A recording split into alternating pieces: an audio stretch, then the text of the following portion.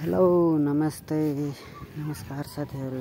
लेख सेवा ज्ञान सागर अन्तर्गत प्रश्नोत्तर प्रश्न उत्तरका चाहिँ प्रश्नहरू लिएर यहाँ समक्ष आएको छु।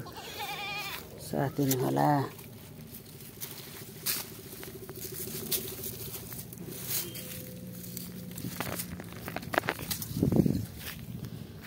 नेपाल अफ्रिका अन्तर्राष्ट्रिय चलचित्र महोत्सव 2025 मा सर्वोत्कृष्ट राष्ट्रिय वृत्तचित्रको अवार्ड प्राप्त गर्न सफल वृत्तचित्र कुन हो?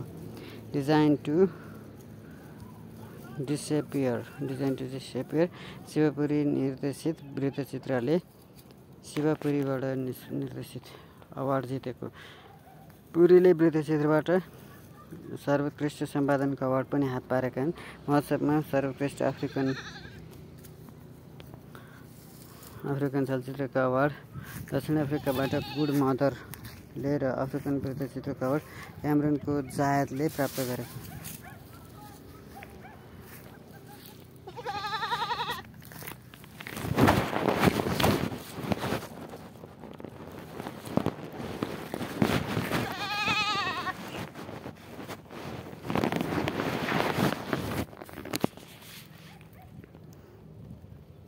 जायदले प्राप्त गरेको हो।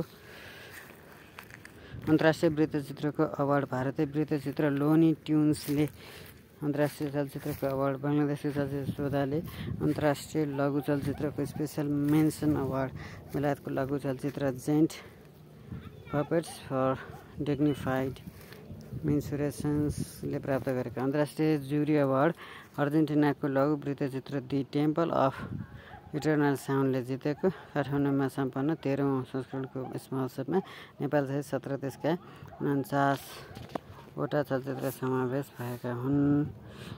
2 नम्बर मुलुक बाहिर कृतिका लेखक लैनसिंह बाङ्देल हुन् भने पर्खालभित्र र बाहिर कृतिका लेखक हुन्। पारिजात म्याग्दी र मुस्ताङमा निर्माण हुने खाली गण्डकी गर्ज जलविद्युत आयोजनाको विद्युत क्षमता कति रहेको छ? 180 मेगावाट। मुस्ताङको थासाङ गाउँपालिकाको घाँसा नजिकै बाँध र म्याग्दीको अन्नपूर्ण गाउँपालिका 4 नजिकै विद्युत गृह निर्माण गर्ने यस आयोजनाले जग्गा व्यवस्थापन, व्यर्थपूर्ण प्रभाव मूल्याङ्कन लगायतका कार्य सकेर पूर्वाधार निर्माणको तयारी गरेको। 4